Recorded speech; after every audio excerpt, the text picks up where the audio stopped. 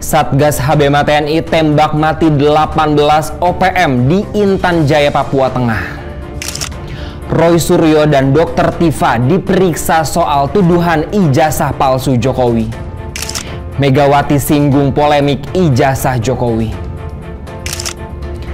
Prabowo perintahkan usut tuntas kasus oknum Kadin Peras pengusaha proyek PSN di Cilegon. KPK jebloskan ex-mentan Syahrul Yassin Limpo ke lapas Sukamiskin. Qatar hadiahi Trump pesawat Boeing 7478. Pastikan tak ada udang di balik batu. TNI Angkatan Darat buka peluang anak korban tewas ledakan amunisi di Garut jadi prajurit.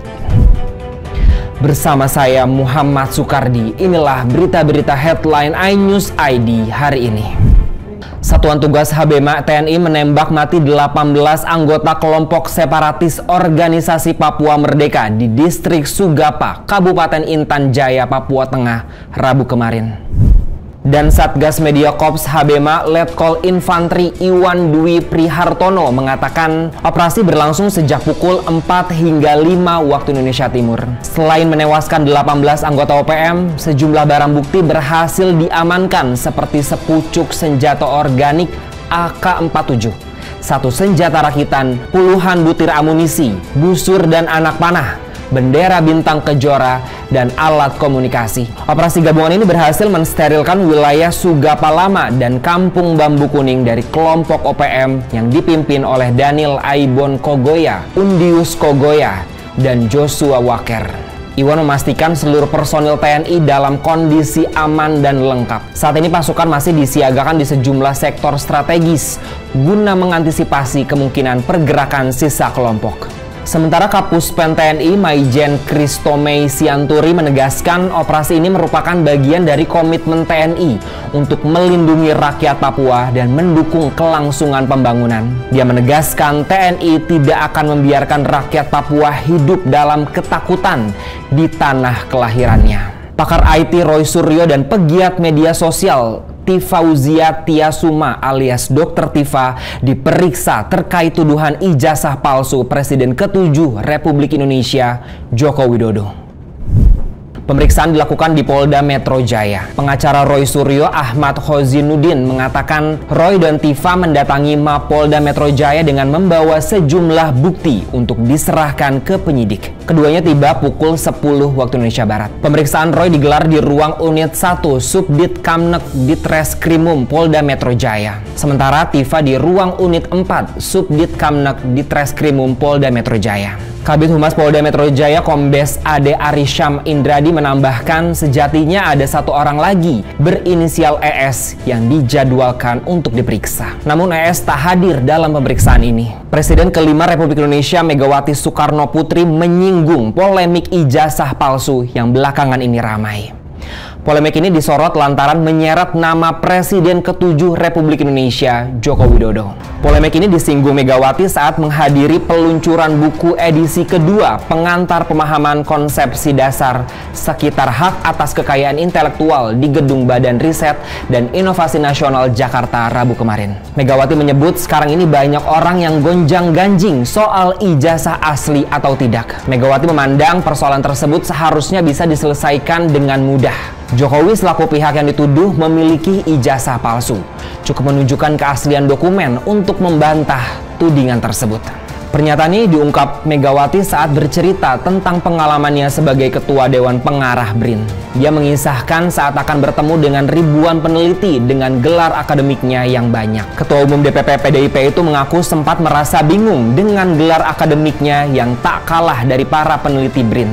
Meski begitu, Megawati memastikan dirinya memiliki dokumen asli ihwal gelar akademiknya. Kementerian Investasi dan Hilirisasi meminta aparat penegak hukum untuk menindak oknum Kadin Cilegon yang diduga meminta jatah proyek ke investor PT Chandra Asri Alkali. Wakil Menteri Investasi dan Hilirisasi Todo Tua Pasaribu di Jakarta Rabu kemarin mengatakan hal itu sesuai dengan arahan Presiden Prabowo Subianto yang memerintahkan untuk mengusut tuntas kasus ini. Diketahui pembangunan pabrik PT Chandra Asri Alkali ternyata merupakan proyek strategis nasional atau PSN.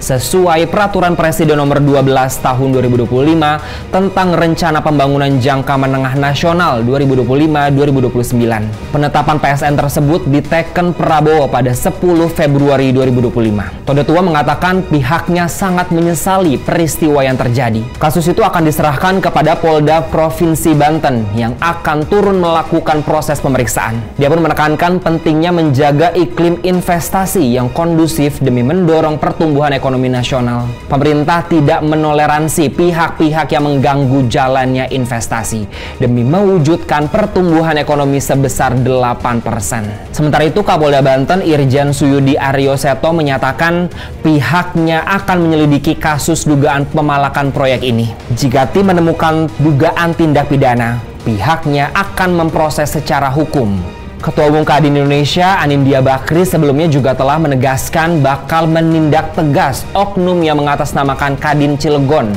diduga meminta jatah proyek ke investor. Sanksi akan diberikan jika sang oknum benar memalak investor. Kadin telah membentuk tim verifikasi organisasi dan etik untuk mengusut kabar tersebut.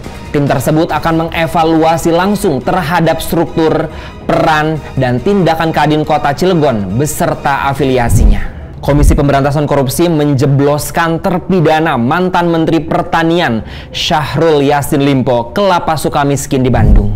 Juru bicara KPK Budi Prasetyo mengatakan SYL dieksekusi ke Lapas Sukamiskin di Bandung untuk menjalani vonis 12 tahun penjara pada tanggal 25 Maret lalu. Selain hukuman penjara, SYL juga dihukum untuk membayar denda sebesar 500 juta rupiah dan uang pengganti 44 miliar rupiah serta 30.000 dolar Amerika Serikat. Meski begitu, SYL disebut baru membayar denda sebesar 100 juta rupiah. Sementara uang pengganti yang dibayar baru sebesar 27,3 miliar rupiah. Sampai saat ini KPK juga masih terus menerima beberapa pembayaran sebagian dari denda ataupun uang pengganti pada perkara tersebut. Adapun KPK sampai saat ini masih menilai barang-barang mana yang bisa dirampas dari SYL. Perampasan barang ini dimungkinkan lantaran masih ada perkara tindak pidana pencucian uang yang masih diusut KPK. Majelis Hakim Pengadilan Tindak Pidana Korupsi Jakarta sebelumnya memvonis SYL 10 tahun penjara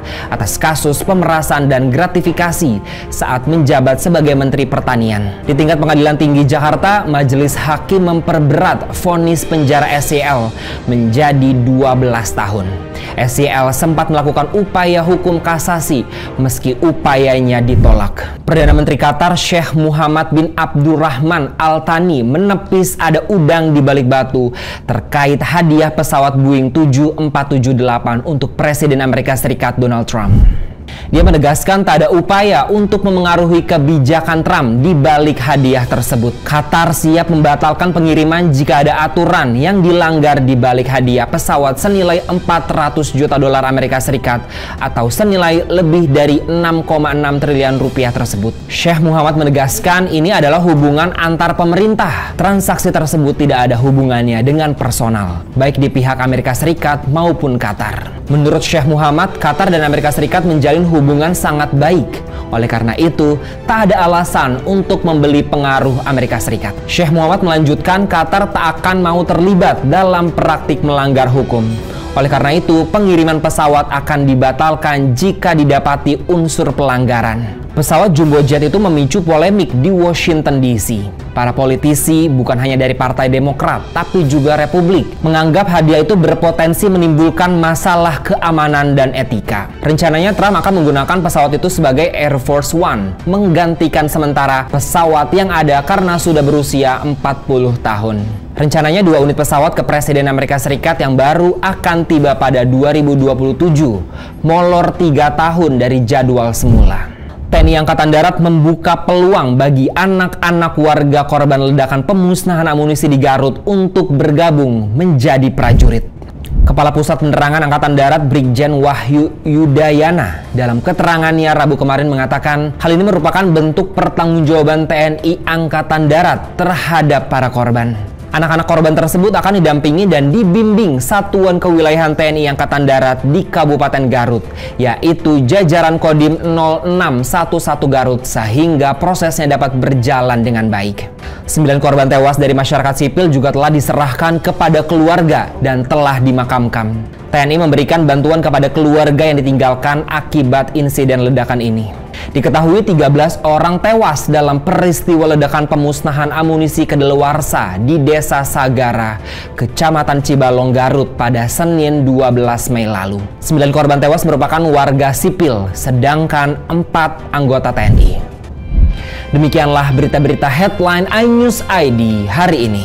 iNews ID, cepat terpercaya.